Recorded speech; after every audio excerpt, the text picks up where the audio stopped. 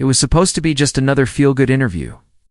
Tom Cruise, one of the most iconic actors in Hollywood history, walked onto the set of The View to promote his new action film.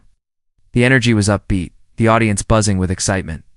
He smiled, he waved, he shook hands backstage, the very picture of a star who knew how to play the room. The hosts were lined up and ready. Whoopi Goldberg opened the show with her usual warmth. The cameras rolled, and for a moment, it looked like everything was going exactly as planned. Cruise settled into his chair with that same effortless charm that had carried him through decades of blockbusters and press tours. Sarah N. kicked off the conversation with an easy question about stunt works, something Tom could talk about for hours. And he did, his eyes lighting up as he recounted the rigorous training, the adrenaline-pumping chopper dives, the rooftop, sprints across foreign skylines. The crowd loved it. Laughter rippled through the studio. There were gasps when he mentioned near misses, applause when he praised his stunt crew. For almost 10 minutes, it was textbook Hollywood promo, but one person hadn't said a word. Joy Behar sat silently, arms folded, lips pressed tight. Her eyes didn't wander or smile. They locked in on Cruise like a hawk, studying prey. While the others chatted, she waited. And just when it seemed the mood couldn't get more relaxed, Joy leaned forward, with subtle, barely a shift in posture, but everyone felt it. The temperature dropped. Tom, mid-sentence, noticed too. He paused. And then came the words that would detonate everything. "Tom," Joy said, her tone like cold steel slicing through velvet. "Since you're here, don't you think we should talk about something that's been following you for years?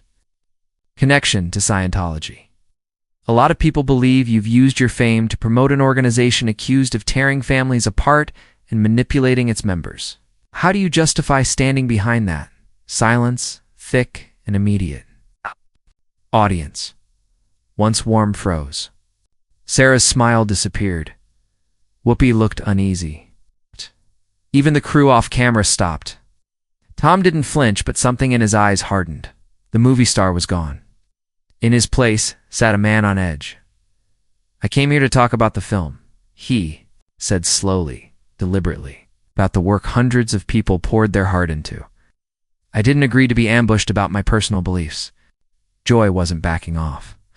"Tom, these aren't just personal beliefs. These are serious claims abuse, disconnection, intimidation. Don't you think, as a public figure who promotes this group, you have some responsibility to speak on that?" Clenched the armrest, jaw flexing. The camera caught the faint tremble in his fingers. "You're misrepresenting an entire community based on the worst stories," he replied. "Stories that, in many cases, have been proven false or wildly exaggerated." Joy leaned in closer. "So you're saying every survivor is lying?" "Every whistleblower just made it up." Cruise exhaled hard. "I'm saying you're painting with a brush so broad it stops being about truth and becomes about spectacle." "Spectacle," Joy shot back. "You think asking why people were torn from their families is a spectacle? If this were about honest dialogue," Tom snapped, "you would have told me beforehand. You would have come with balanced facts. Instead, you waited until I was live on air to turn this into a trial." Joy didn't blink. "I'm asking what no one else has dared to ask. You've had 2 decades of softball interviews. That ends today." Whoopi opened her mouth, trying to break the tension, but Tom cut in. "Joy, you don't get to hijack this moment to push your narrative. You're not interested in answers. You're looking for a headline," Joy fired back without missing. "A beat, then say it. Right now.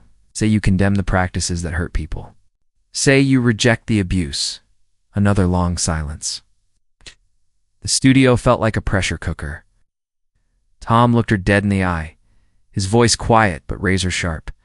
"You're not asking for clarity. You're demanding a confession.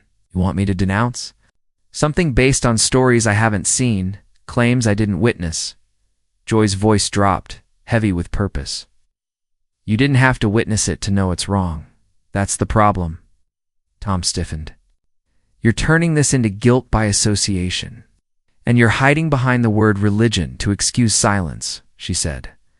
The temperature rose again. The audience shifted uncomfortably, unsure whether to look or look away. Cruise tried once more to stay calm. Joy, this is not the conversation we agreed to have. Joy's stare didn't waver. He never agreed to accountability, Tom. He leaned forward, anger now visible. I've given everything to this industry. My work, my integrity. I won't have it dragged through the mud based on tabloid nonsense and disgruntled ex-members. You mean the same ex-members who testified under oath? She replied. The same journalists who uncovered records? This isn't just headlines, Tom. It's patterns. It's facts. Patterns aren't proof, he barked. You can't convict a whole group based on cherry-picked allegations. Then answer one thing, she said. What have you ever seen or heard of someone being forced to cut off family? I'm not dignifying that with a response.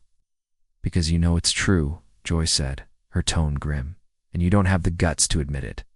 His face flushed. Did you just call me a coward, if the label fits? The air snapped. Cruz looked ready to bolt. He stood suddenly, his chair screeching behind him. Every camera followed him. The audience gasped. You know what? He said, unclipping his mic with shaking hands. I don't have to sit here and take this. Joy rose too. Sit down. Tom, if you walk away, you prove everything I've said. But he didn't sit. He looked around the room. To Whoopi, whose eyes pleaded for calm. To the audience, now hanging on every breath.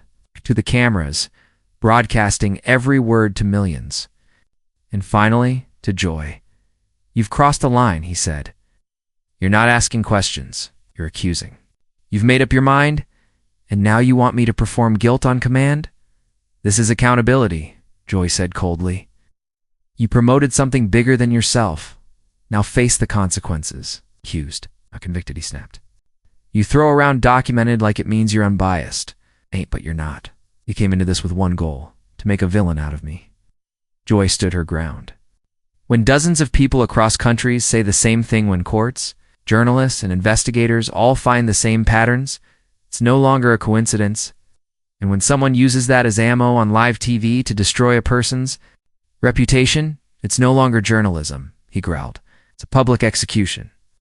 Joy blinked just once, but it was enough to show she felt the blow. Before she could speak, Tom unclipped the mic, set it on the seat, and turned to the crowd. I came here to share something good, a film built by incredible people. Instead, I was put on trial for my personal beliefs. Joy's voice cracked, slightly, but she pushed back. Your beliefs hurt people. That's what you refuse to face. And you refuse to admit this is built on allegations, not facts. He fired back. You've twisted my life into a headline. Joy shook her head. The only script here is the one you've been reading for 20 years. Thumb size? Locked with hers. Then I'm done reading it. He turned and walked off stage. The cameras didn't cut. The audience didn't breathe. Even the crew froze. Joy stood silent, staring after him like a storm that hadn't fully passed. Finally, Whoopi cleared her throat, her voice barely above a whisper. We need a break. The screen faded to black, but the moment had already burned itself. Into media history, it would be clipped, rewatched, dissected. Two people, one belief, one accusation, and a silence that would echo for years.